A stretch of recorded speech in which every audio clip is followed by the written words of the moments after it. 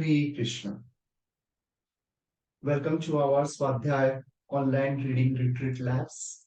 So this is the lab where exactly we are reading on the profound wisdom of the Srimad Bhagavatam. Especially currently now we are reading the canto number 9. This entire sacred text is the cornerstone of our Sanatan philosophy and spirituality, containing the all invaluable insights, the pastimes, the nature of the self, universe and the divine in a very conducive, conducive way. So we are going to read on every day on a daily basis. And during this, we will be engaging in the entire. This is a purely swadhyaya, means it is a ancient practice of self-study. So what do you mean by swadhyaya? It is the ancient practice of self-study through the reading and contemplation. We'll be also sharing our reflection in our session. And together we will be reading through the in-depth of the text, we'll be gaining the better understanding of ourselves and the world around us. And especially for application part, what we learn from this, that is also the important one. That we will be in the upcoming days, we'll be having those activities based on this chapter. Now let's embark on this journey of self-discovery through reading through Srimad Bhagavatam and have our spiritual growth. And with that note, let's get it started. And the last session, if you remember, we're continuing with the story of Saudasa. We have completed that in the last sessions. So now currently we're in canto number 9, chapter number 9, the dynasty of Amsuman. In that second part of the story of Saudasa we have completed. Today we are going to start the story of Khaṭvāṅga. That is canto number 9, chapter number 9, verse number 40 to 49. Okay. So without any delay, now let's move on to Bhaktivedanta Vedaves. And in that we will be reading directly from verse number 40 onwards. Right. Verse number 40. Translation. From Asmaka, Balika took birth, because Balika was surrounded by women and was therefore saved from the anger of Parshurama. He was known as Narikavacha, one who is protected by women. When Parshurama vanquished all the Kshatriyas, Balika became the progenitor of more Kshatriyas. Therefore, he was known as Mulaka, the root of the Kshatriya dynasty. Verse number 41. From Balika came a son named Dasaratha. From Dasaratha came a son named Aidavidhi. And from Aidavidhi came King Viswasaha. The son of King Viswasaha was the famous Maharaj Khaṭvāṅga. Verse number 42. Translation. King Khaṭvāṅga was unconquerable in any fight, requested by the demigods to join them in fighting. The demons he won victory, and the demigods, being very pleased, wanted to give him benediction. The king inquired. The king inquired from them about the duration of his life and was informed that he had only one moment more. Thus, he immediately left his palace and went to his own residence, where he engaged his mind fully on the lotus feet of the Lord. Purport. The example of Maharaj Khaṭvāṅga in performing devotional service is brilliant. Maharaj Khaṭvāṅga himself for only a moment in devotional service to the Lord, but he was promoted back to Godhead. Therefore, if one practices devotional service from the beginning of his life, surely he will return home back to Godhead without a doubt. Right? In Bhagavad Gita, the word asamsaya is used to describe a devotee. There, the Lord Himself gives these instructions. Mayasaka manaha partha yogam yunam pradasraya asam sayam samagramam yatha jnanasi tashro. Now, here, O son of Pritha, Arjuna, how by practicing yoga in full consciousness of me, with mind attached to me, you can know me in full, free of doubt. The Lord also instructs, Janma karma chadityam evam yo vetti tattva tattva deham punarjanma naiti mam eti so Arjuna. One who knows the transitional nature of my appearance and activities doesn't, upon leaving the body, take his path again in this material world, but attains my eternal abode. O Arjuna, Bhagavad Gita 4.9. Therefore, from the very beginning of one's life, one should practice Bhakti Yoga, which increases one's attachment for Krishna. One daily seeks the deity in the temple, makes offerings by worshipping the deity, chants the holy name of the personality of Godhead, and preaches about the glorious activities of the Lord as much as possible. He thus becomes attached to Krishna. This attachment is called asakti. When one's mind is attached to Krishna, Maya Sakta Manaha, one can fulfill the mission of life, one more. If one misses this opportunity, one doesn't know where he is going, how long he will remain in the cycle of birth and death, and when he will again achieve the human form of life and the chance to return home back to God. The most intelligent person, therefore, uses every moment of his life to render loving service to the Lord. Verse number 43, translation. Maharaj Khaṭvāṅga thought, not even my life is dearer to me than the Brahminical culture and the Brahmanas, who are worshipped by my family. What then is to be said of my kingdom, land, wife, children, and opulence? Nothing is dearer to me than the Brahmanas. Purport. Maharaj Khaṭvāṅga, being in favor of the Brahminical culture, wanted to utilize one moment's time by fully surrendering unto the Supreme Personality of Godhead. The Lord is worshipped with this prayer. Nama Brahmana Devaya Brahmanataya Jagaditaya Krishnaya Govindaya Namah. I offer my respectful obeisances to the Supreme Absolute Truth, Krishna, who is a well-wisher of the cows and the Brahmanas, as well as the living entities in general. I offer my repeated obeisances to Govinda, who is the pleasure reservoir for all the senses. A devotee of Krishna is very much attached to a Brahminical culture. Indeed, an expert personality who knows who Krishna is and what he wants is a real Brahmana. Brahma Janati Ravanaha. Krishna is the Parabrahman, and therefore all Krishna conscious persons or devotees of Krishna are exalted Brahmanas. Khaṭvāṅga Maharaj regarded the devotees of Krishna as the real Brahmanas and the real light for human society. One who desires to advance in Krishna consciousness and spiritual understanding must give the utmost importance to Brahminical culture and must understand Krishna, Krishna Govindaya. Then his life will be successful. Verse number 44, translation. I was never attracted, even in my childhood, by insignificant things or irreligious principles. I didn't find anything more substantial than the Supreme Personality of God. What? Maharaj Khaṭvāṅga provides a typical example of a Krishna conscious person. A Krishna conscious person doesn't see anything to be important but the Supreme Personality of Godhead, nor does he accept anything within this material world as being unconnected to the Supreme Lord, as stated in Chaitanya Charitamrita Madhya 8.274. स्थावर जंगम देखे ना देखे तारामूर्ति सर्वत्र हया निज इष्ट देवस्मृति. The Mahabhagavata, the advanced devotee, certainly sees everything mobile and immobile, but he doesn't exactly see their forms. Rather, everywhere he immediately sees manifest the form of the Supreme Lord. Although a devotee is within the material world, he has no connection with it. Nirvanda Krishna Sambandhe. He accepts this material world in relationship with the Supreme Personality of God. A devotee may be engaged in earning money, but he uses that money for propagating the Krishna consciousness movement by constructing large temples and establishing worship of the Supreme Personality of Godhead. Khaṭvāṅga Maharaj, therefore, was not a materialist. A materialist is always attached to wife, children, home, property, and many other things for self gratification. But, as stated above, Khaṭvāṅga Maharaj was not attached to such things, nor could he think of anything existing without the purpose of the Supreme God.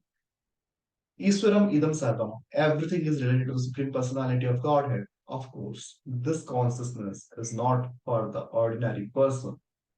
But if one takes to the path of devotional service, as prescribed in the nectar of devotion, he can be trained in his consciousness and attain perfect understanding.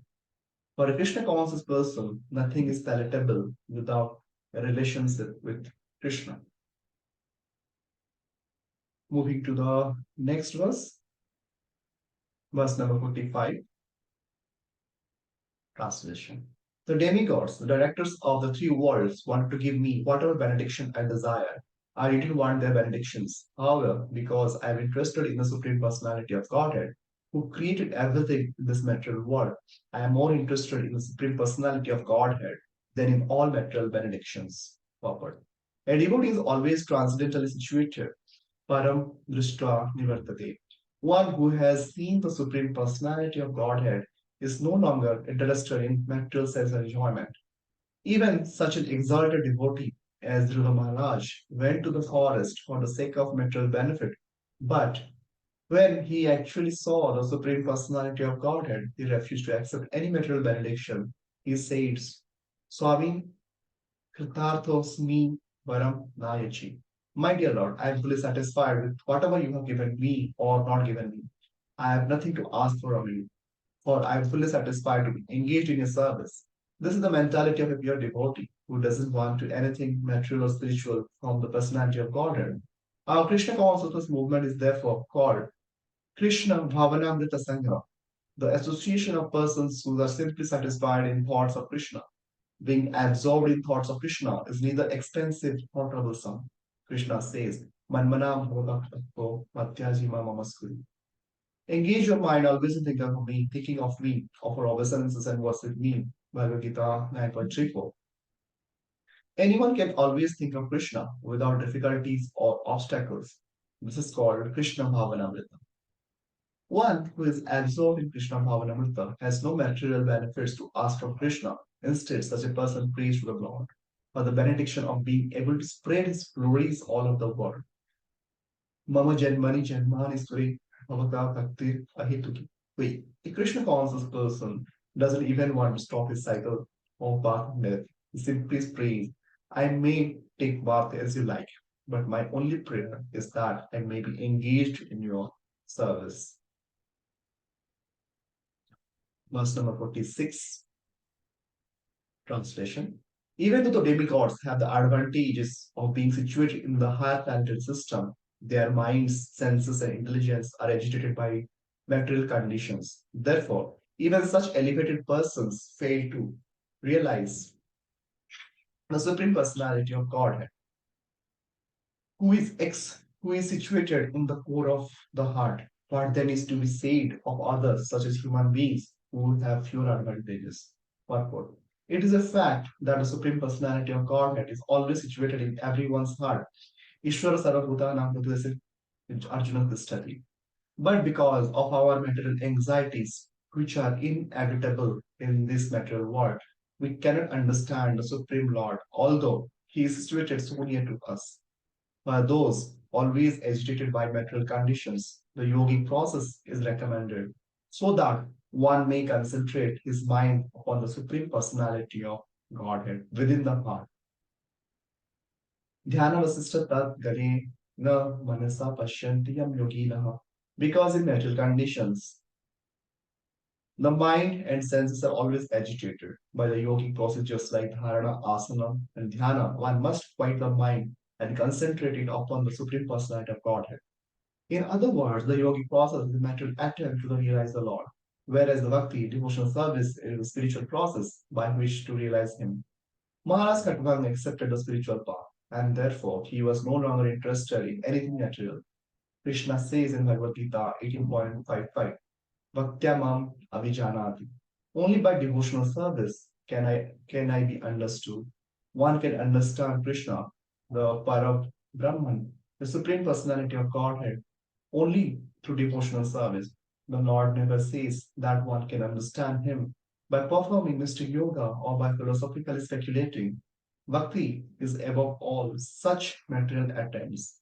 Anya vilasita sunyam jnana karmadi anamritam. Bhakti is uncontaminated, being unalloyed even by jnana or pious activities. Moving to the next verse, verse number 47. Translation. Therefore, I should now give up my attachment for things created by the external energy of the Supreme Personality of Godhead. I should engage in thought of Lord and should thus surrender unto Him. This material creation, having been created by the external energy of the Lord, is like an imaginary town visualized on a hill or in a forest. Every conditioned soul has a natural attraction and attachment for material things, but one must simply give up this attachment and surrender unto the Supreme Personality of Godhead. Purport. When passing through a mountainous region in an airplane, one may sometimes see a city in the sky with towers and palaces, or one may see similar things in a big forest. This is called a Gandharvapura, a phantasmagoria. This entire world resembles such a phantasmagoria, and every materially situated person has the attachment for it. But Khaṭvāṅga Maharaj, because of his advanced Krishna consciousness, was not interested in such things. Even though a devotee may engage in apparently materialistic activities, he knows his position very well. Nirvana Krishna Sambandhe Yuktam Vairagyam Uchyate. If one engages all material things in relation with the loving service of the Lord, one is situated in Yukta Vairagya, proper renunciation. In this material world, nothing should be accepted for one's sense gratification. Everything should be accepted for the service of the Lord. This is the mentality of the spiritual world. Maharaja Khaṭvāṅga advises that one give up material attachments and surrender unto the Supreme Personality of Godhead. Thus, one achieves success in life. This is pure Bhakti Yoga, which involves Vairagya Vidya, renunciation and knowledge. Vairagya Vidya, Nija Bhakti Yoga, Sikhastam Ekaha Purusa Purana, Sri Krishna Chaitanya, Sarira Dhani, Kripa Buddhiryam Tam Aham Prapatti. Let me surrender unto the personality of Godhead who has appeared now as Lord Sri Chaitanya Mahaprabhu. He is the ocean of all mercy and has come down to teach us material detachment, learning and devotional service to himself. Chaitanya Chandrana, the Nataka 6.74. Sri Krishna Chaitanya Mahaprabhu inaugurated this movement of Vairagya Vidya, by which one attaches himself from material existence and engages in loving devotional service. The Krishna consciousness movement of devotional service is the only process by which to counteract our false prestige in this material world. Verse number 48, translation. Thus Maharaj Khaṭvāṅga, by his advanced intelligence in rendering service to the Lord, gave a false identification with the body full of ignorance. In his original position of eternal servitorship, he engaged himself in rendering service to the Lord. Purport. When one actually becomes purely Krishna conscious, no one has any right to rule over him. When situated in Krishna consciousness, one is no longer in the darkness of ignorance, and when freed from all such darkness, one is situated in his original position. Jivera Swarupahaya, Krishna Nityanas. The living entity is eternally the servant of the Lord, and thus, when he engages himself in the service of the Lord, in all respects, he enjoys the perfection of life. Moving to the last verse of this chapter, verse number 49, translation. The Supreme Personality of Godhead Vasudeva, Krishna, is extremely difficult to understand for unintelligent man who accept him as impersonal or void, which he is not. The Lord is therefore understood and sung about by pure devotees. Purport. As stated in Srimad Bhagavatam 1.2.11, Badanti tat tattva vidas tattvam jnanam advayam brahmiti paramantiti bhagavanati satyate. The absolute truth is realized in three phases as Brahman, Paramatma, and Bhagavan. Bhagavan is the origin of everything. Brahman is a partial representation of Bhagavan, and Vasudeva, the super soul living everywhere and in everyone's heart, is also an advanced realization of the Supreme Personality of Godhead.